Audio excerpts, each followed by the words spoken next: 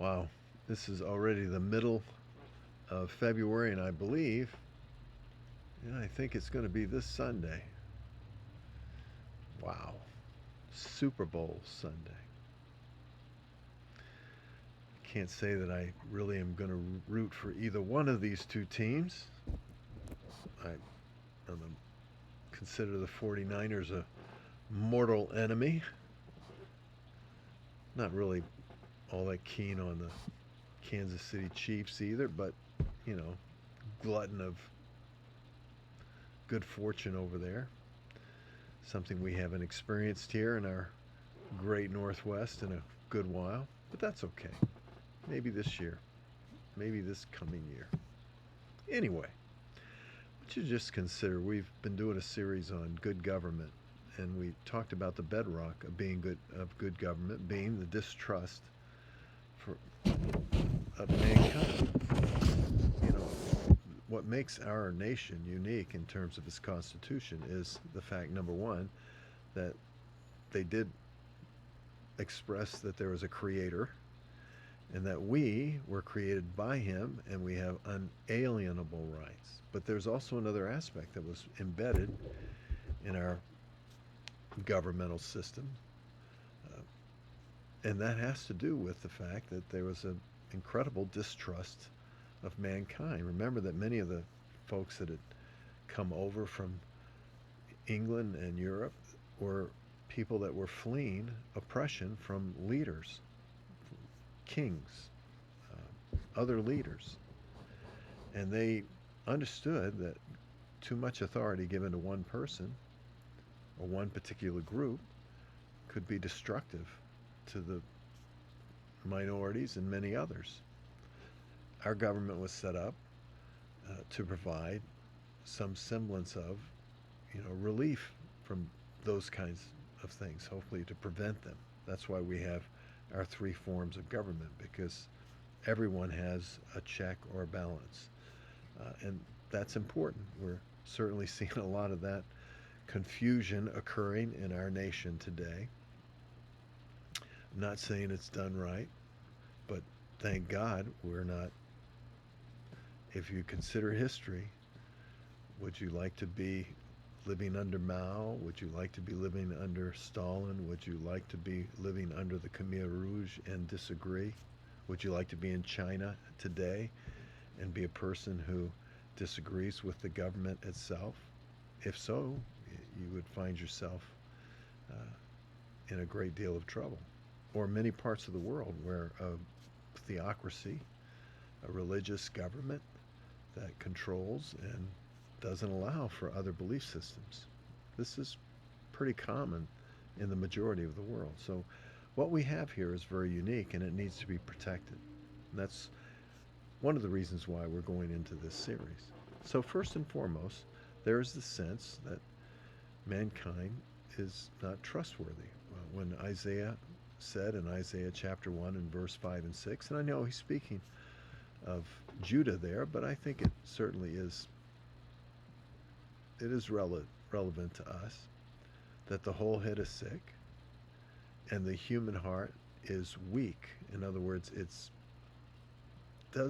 not strongly resolved to anything. It tends to fluctuate. And as God sees us, from the top of our head to the sole of our feet, we're just full of putrefying sores. There's nothing that is stable about us or healthy. And isn't that why Jeremiah himself said in Jeremiah chapter 17 and verse 5 that the human heart is deceitful and it's desperately wicked? And who can know it? There is a sense where there's just no capability for us. And that's in verse 9 of chapter 17, by the way. And so we built our relationship within the structure of our government, and the three basic aspects of our government, the executive, the judicial, and the legislative branch, based upon the fact that there is a check and a balance and distrust for any one person or one aspect of government having too much control. And that's important. Um, Secondly, we have to ask ourselves if is the case, that mankind is this, if, as Paul said when he looked inside his own heart in Romans 7 and verse 18, he said, I don't see anything good dwelling in there. He said, I'm a wretched man in verse 24. Then we have to ask ourselves, okay, well, how do we have relationships with one another? And this is what we want to get to in this series. I just think it's just incredibly important. And anyone that's been in Christianity for any length of time and has been around long enough to see the ups and downs of church life, perhaps the good times and the bad times when people are on board and everybody's loving the Lord and rejoicing together and singing and having a fun time, and then those times when it seems like everything that was ever achieved has been absolutely undermined and belittled. That's humanity. So what do we do? Let's learn to trust God for people, which puts us in a very unique position. It means that we need to be prayerful for them because they're weak, like we are. It also, by the way, puts us in a unique position because we recognize our own inadequacy. That means that we need to trust in the Lord, it says in Proverbs 3:5, and not personally lean on our own understanding. That means that we recognize that the human heart, being deceitful, is misleading. That means that we have to go to God for our children and our spouses and our family members and those people that we are in fellowship with in the church, that we bear them before God because we care about them.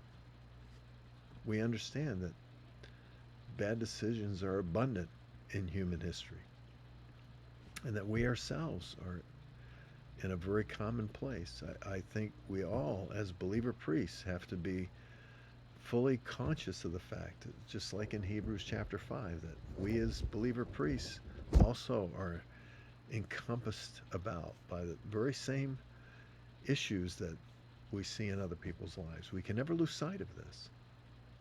God forbid that we be deceived by our own human heart to think that, you know, that these things aren't in our heart, these thoughts, these actions, these attitudes. Anyone that's been around any length of time knows that that's certainly not the case. And anyone that knows themselves truly knows that, if not in action, certainly in attitude, we've all kind of ate of that tree. So what does it do?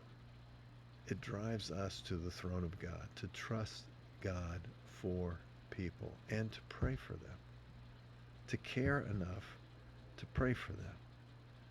If they're doing good, thank God they're doing good. Pray that God gives them a sense of His presence and that they'll maintain the humility of recognition that God's grace has been poured out on them. If they're doing bad, pray that God will pour out His mercy on them and that they'll sense the need for His presence.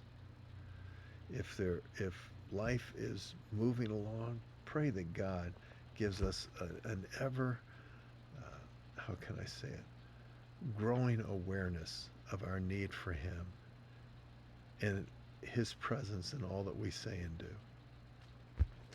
Kind of just makes things better. And in a world that's gone upside down, isn't it good to know that we don't have to trust in man for our future and destiny? We trust in the God who actually has vested Himself in mankind and has authority over it. He is the one that declares the end from the beginning. And while we make our decisions, He decides the outcome. We pray for those that are in leadership because they're under His thumb too, as we all are. Till next time, friends. God bless you.